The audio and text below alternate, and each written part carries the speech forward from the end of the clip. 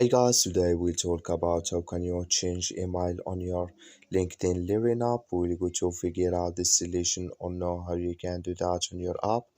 All you have to do, you just go down, click here on my Learning down here. When you click on it, it's going to take you to this list. Then you click here on your name. So when you click here on your name, it's going to take you to your profile. Then all you have to do now, you just go above this sign, click on it. When you click on it here, it's going to take you to this list. And all you have to do now, just go down here. So you keep going down and you click here on account settings. When you click here on account settings, it's going to take you to this list. You just switch into open video. So then all you have to do, you just click here on sign in and security here. So then you click here on email address, click on it. So you just switch into open video.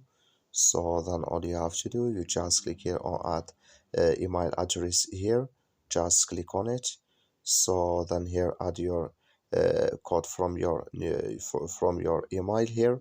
So your old email, and you click on send, then it's going to take you to add new email.